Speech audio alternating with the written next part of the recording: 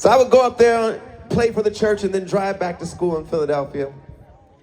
And that began a chapter of my life where I was moonlighting a lot, straddling my different worlds, trying to forge my own path. Sunday afternoon through Saturday morning at Penn studying, and on the weekend directing the church choir in Scranton. And by my junior year, I was starting to make my own music too. I was recording my own solo material with my friends in Philadelphia, and I started making the ever so slight moves toward figuring out what a John Stevens album would sound like. And it was at that AME church in Scranton, Pennsylvania, that I met a young lady. Her name was Tara Michelle. She sang in the choir, but she happened to be friends with Miss Lauryn Hill. Yes. Now, Miss Hill, if you go back to 1996, The Score came out, Killing Me Softly with the Fugees. Everybody was so excited, wondering when she would go solo, and she had this highly anticipated solo debut she was working on. And my friend Tara wanted me to meet Lauryn during this time, and one day she said, why don't you drive me over to the studio? She's working in New Jersey, so we drive to this studio just outside of Newark, New Jersey, and there we find Miss Hill and some of her collaborators writing a song. And when they were taking a break from writing, my friend said, Johnny, why don't you get on the piano and play and sing a couple songs for Lauryn Hill so she can see what you can do. So I sit down at the piano, I start singing for her, and I guess she liked what she heard because she asked me to play piano on the track they were working on then.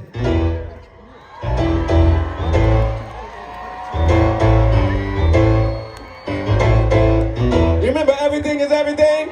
Yeah!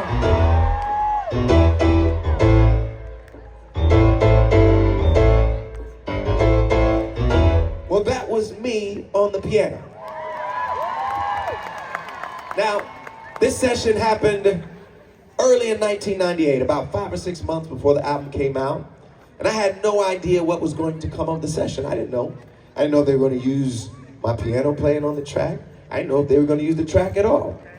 But a few months later, I get a call from a woman named Suzette Williams. She's the A&R for Miss Lauryn Hill at Columbia Records. Oh, okay. And she wanted to know how to spell my name for the album credits. And I was like, oh, you want to know how to spell my name? I said, it's John R. Stevens. Stephen's. For some reason, I thought I should include my middle initial R. I don't know why I sounded more like a lawyer or somebody who would do your taxes. Not a musician. But anyway, John R. Stevens. They asked me how much I wanted to get paid. I said, I don't know. I had no idea what I was supposed to ask for. I had one friend who was interning in the music business that summer. And I asked his advice, and he said, ask for $500. I'm like, all right. That was a lot of money for me right then. So I called Miss Suzette Williams back. I said, Miss Williams, for my piano services on Miss Lauryn Hill's album, I would like $500. She quickly agreed. Quickly. So I got $500, which in retrospect, I don't know, it was fine. It was fine. I was happy with my $500, but really I was just so happy to be on the album. A couple months later, The Miseducation of Lauryn Hill comes out. Takes the world by storm. You remember what it was like? She wins all the Grammys that year. She's on top of the world. And for a while, that's my claim to fame. That I, John R. Stevens, am playing piano on track 13 of the album that everybody's listening to. You gotta check me out on track 13. I'm the one on track 13. I said it so much they started calling me track 13. So while all this is happening, my double life was catching up with me. If you know anything about Penn, it's a very professionally ambitious place. A lot of the students want to be bankers, management consultants, real estate moguls. And all of my friends are applying to all these stuffy corporate jobs. And I really didn't want to do those kinds of jobs. I wanted to make a living as a musician. I'd wanted to make a living as a musician since I was a kid. And musically, Philly was a great place to be for a young musician during that time. There'd be open mic nights where you would see people like D'Angelo and Erykah Badu and Carmen, and it was all anchored by a local band you might have heard of called The Roots. Artists from Philadelphia like Jill Scott and Music Soul Child and Jasmine Sullivan. She was a teenager at the time. And I would be part of these jam sessions, sometimes performing, sometimes just going to watch and get inspired. And I started to find collaborators there in Philadelphia. Most important at the time was a guy named Dave Tozer. If you read my album credits, you'll see him on a lot of my tracks over the years. And especially early on, we were together a lot, forming my first band and playing live together for years. So all of that was happening. And it was exciting. But at the same time, this nerdy, responsible voice is still in my head. And also, I could see my checking account. I said, I need a day job. Got to pay back these loans. I don't know when this music thing's going to take off. I need a backup plan.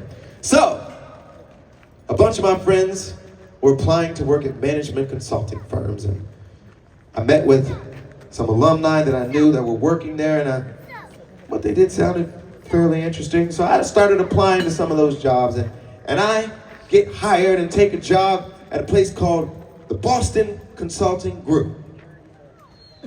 So I was a management consultant, my first job out of school. You may ask, what do management consultants do? It's still very hard to explain. Some of it is bullshit.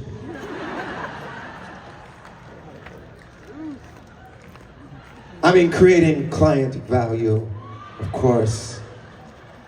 A lot of PowerPoint presentations and Excel spreadsheets, and it's very sexy work. Perfect preparation for being an R&B singer. But I did not give up on music. After a year at BCG Boston, I transferred to New York, and once I got to New York, things really started to move for me. I started to write more and play more at local clubs. I was playing all over town. Places like the Elbow Room, the Downtime, the Cutting Room, the Knitting Factory, SOBs. We're making demos, we're writing songs, we're performing. I even had one of my friends from Penn build my first website, john-stevens.com. Very snappy website, domain name. I sold my first demo CD through my website. I would go to the post office myself. Yeah, that's me. I'd sell my CD out of my trunk at my shows. I was grinding. And one of my earlier songs from this period is actually the oldest one that made Get Lifted. And when I got married 10 years ago, I sang it at our wedding.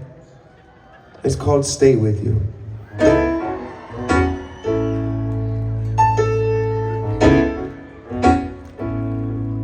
We've been together for a while now, growing strong. day now.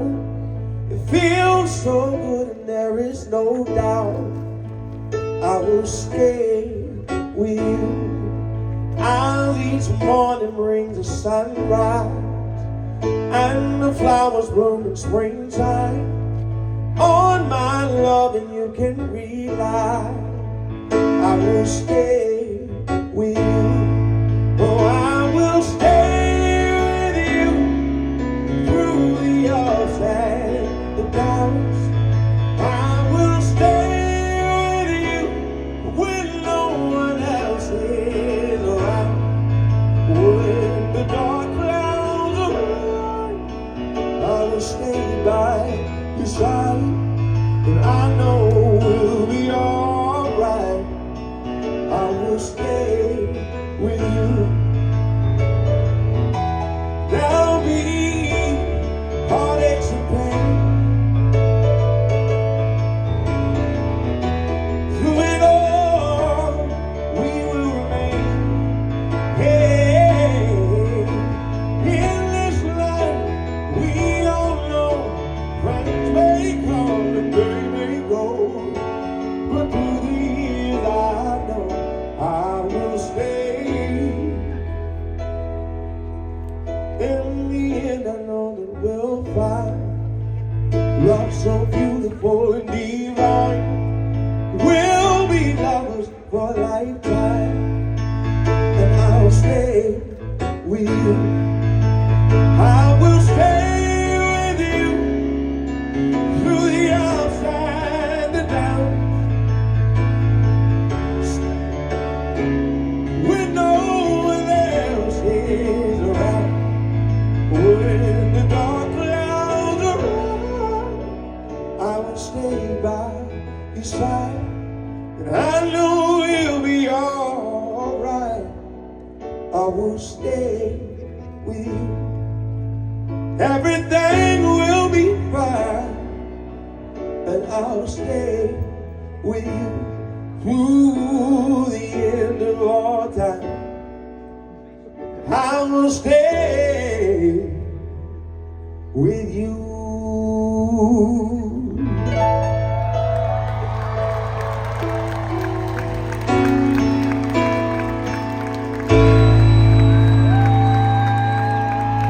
Thank you. Okay, I got a lot more to say, a lot more to sing, but we're gonna have a 15-minute intermission. I'll see you in 15 minutes, all right?